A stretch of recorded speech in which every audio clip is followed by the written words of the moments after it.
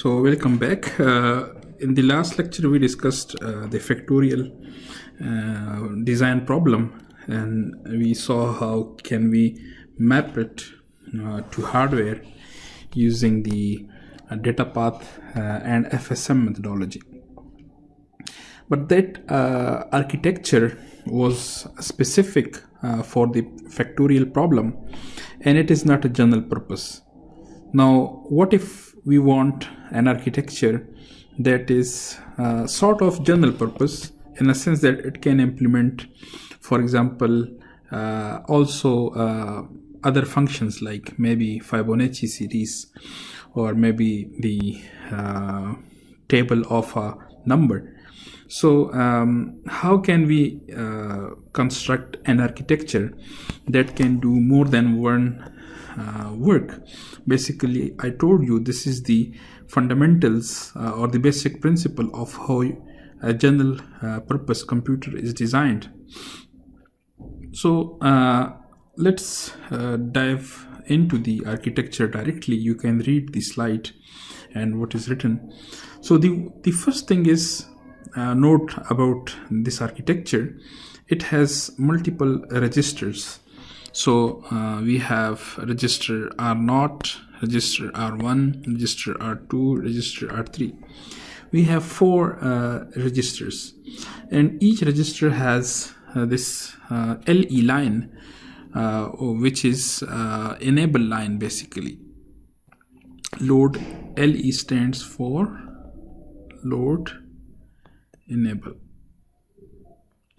And what this load enable is, basically I can just draw here. If you take D flip-flop, okay, and you put mux here, I can put a mux here, or maybe more clear is if I put it here. So if I put a mux here, so this is my LE line. So when LE is 1, I can load new data, okay, and when LE is 0, I get the old data. Whatever is stored remains stored there. So each of these registers has this load enable line, and we have 4 registers. Then if you focus on this element, this is basically the multiplexer, okay. So this is maybe this is not the standard symbol for the demultiplexer, but this demultiplexer has a select line, okay. This is the select line, and this is the write enable line. So I can select, this is basically 1 cross 4 demux, okay. So a single line can be connected to the load enable of R0 or R1 or R2 or R3. At any point in time, the write enable or WEN line will be connected to either R0, or it will be connected to R1, R2 or R3. It will not be connected to more than one. So that is what is meant by enabling a register. So you enable a register and then you write something in it. And for writing, note this purple line. So this is basically our write data. So this is the data that you want to write in these registers, and note that this data is coming from our very simple ALU. So let me encircle this in a color, maybe or maybe a shade of this one, okay. So I will just encircle my ALU. So this is This is my ALU.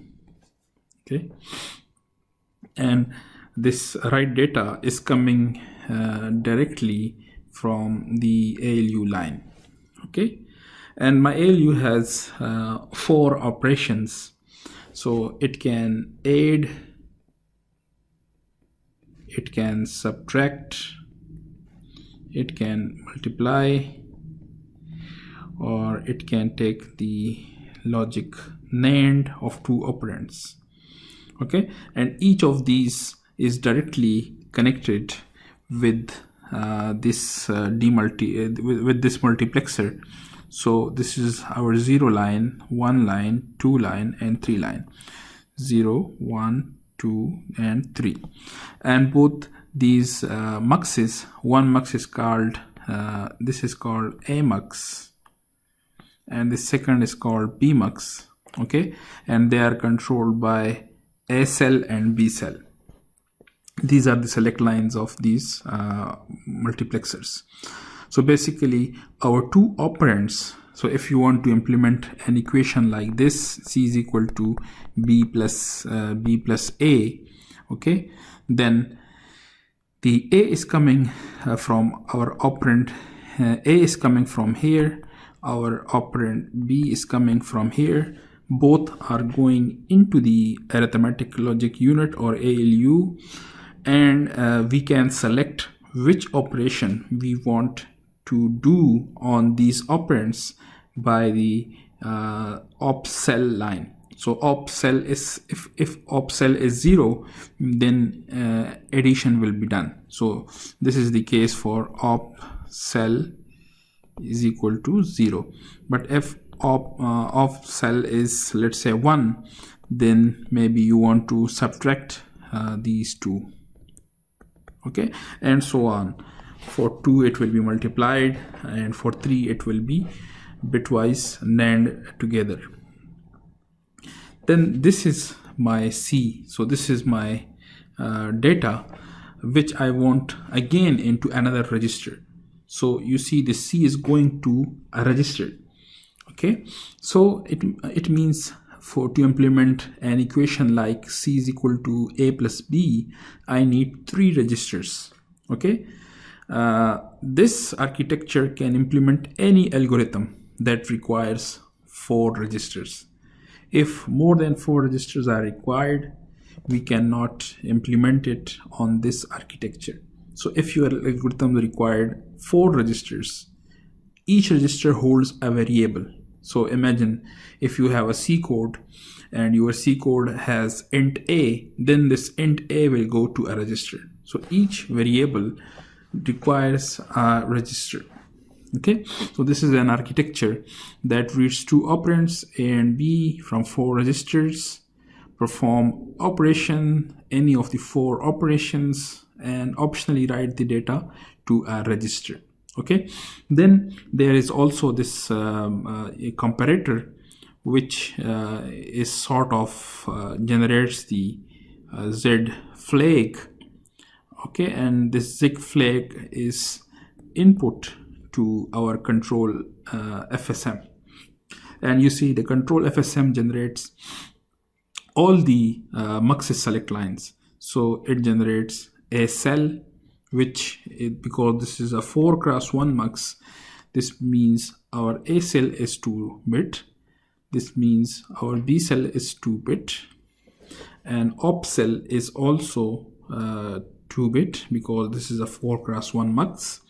So op cell is also 2-bit, and W cell, this is a 1x4 demux, so this is also 2-bit.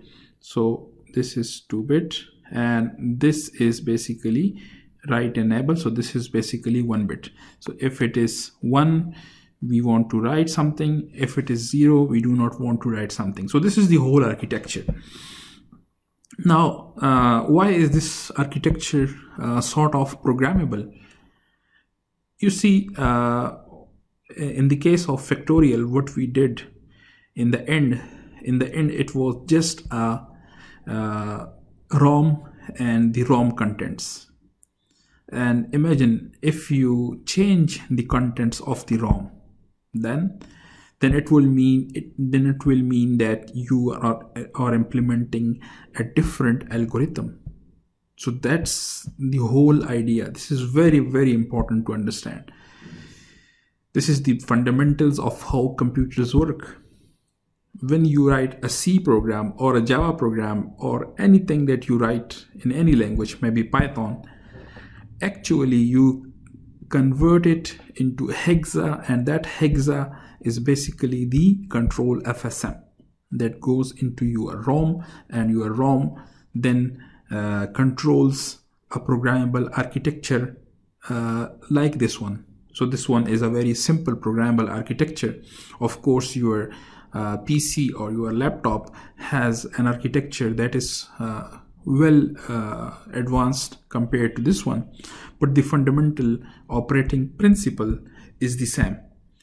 You change the contents of ROM, so these are basically control FSMs.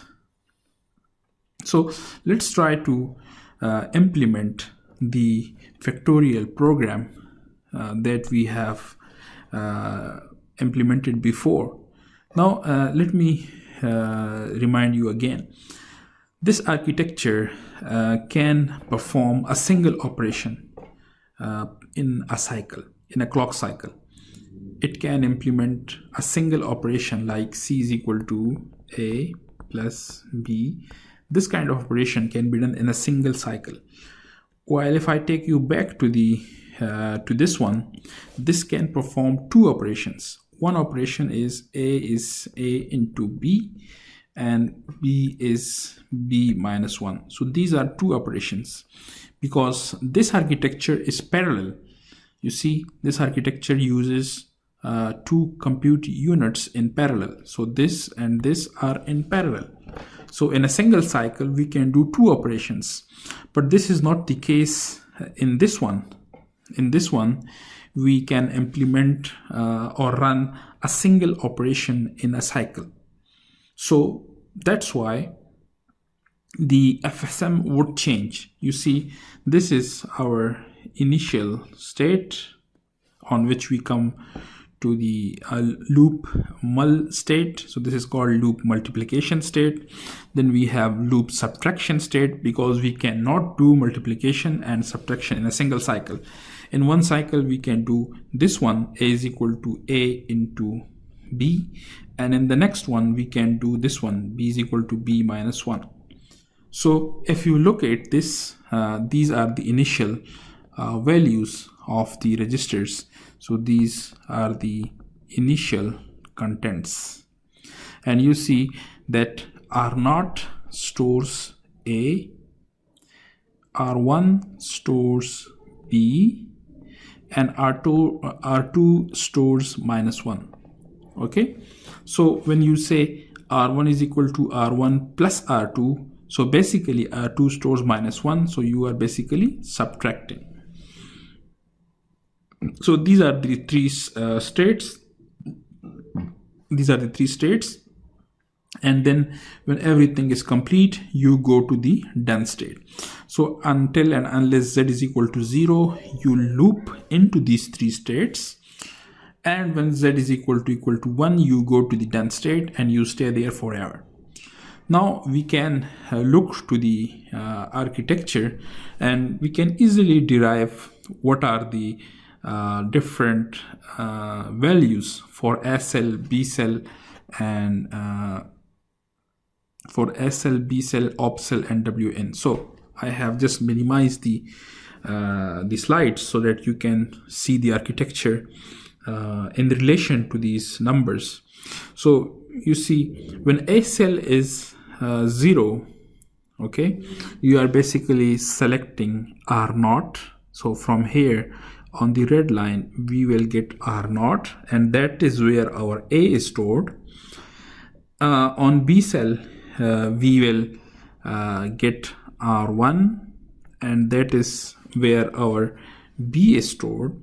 So R0 and R1 are coming from A mux and B mux. Then because we want to multiply them, so you see the value of op cell is 2 because we want to multiply them. And then we want to store our result back into A register.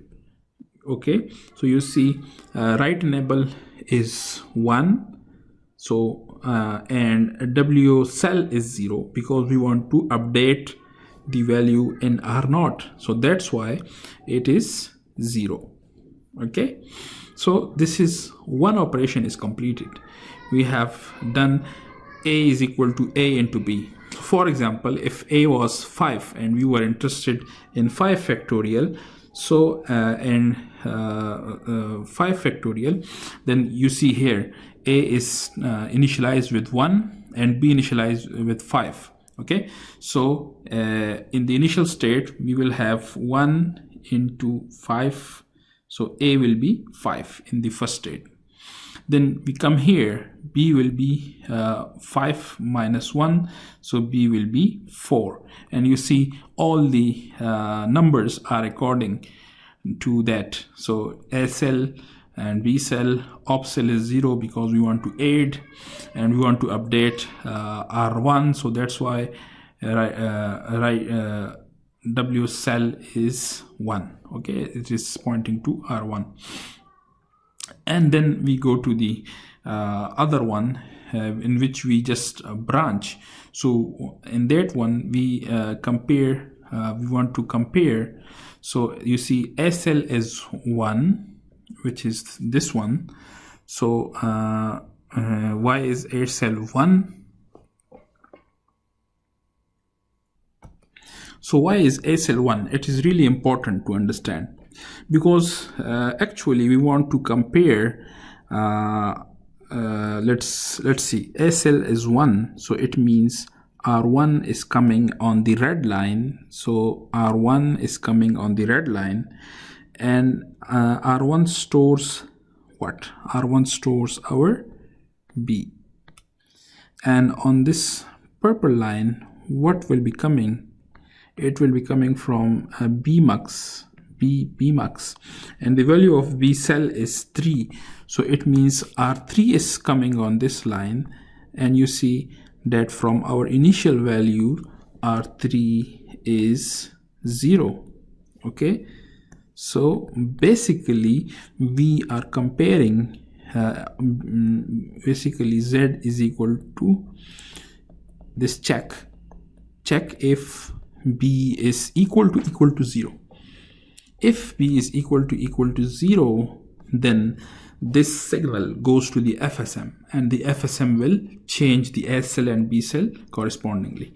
So you see that the value of op cell is X because the comparator is outside the ALU. So we do not need the help of any operation of ALU. And then you see the write enable line is 0 because we do not want to write anything into any register, because we do not want to store something. We are just generating a flag signal, and the value of W cell is also X. So we don't care what the value of W cell is because we do not want to write anything. And then in the done state, you see that we want to keep the values of them the same. So we do not want to change anything in the registers. So our factorial is now in R0. So the final value of A is a factorial of A is equal to 120. This will be in R0, and we do not want to change it. So you see that W enable line is 0, and all these other things they do not matter. Okay, so you can keep the others as it is compared to the previous one. We want this this one, the Z is equal to B is equal to 0.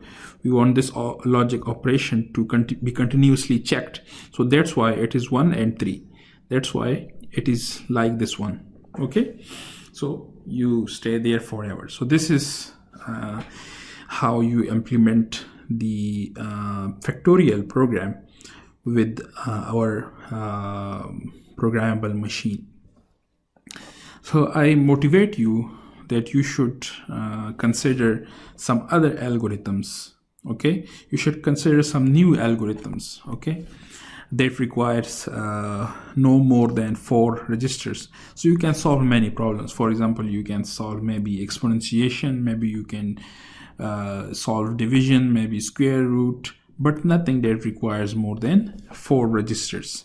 So try to play with this programmable architecture, and you should definitely practice with other problems.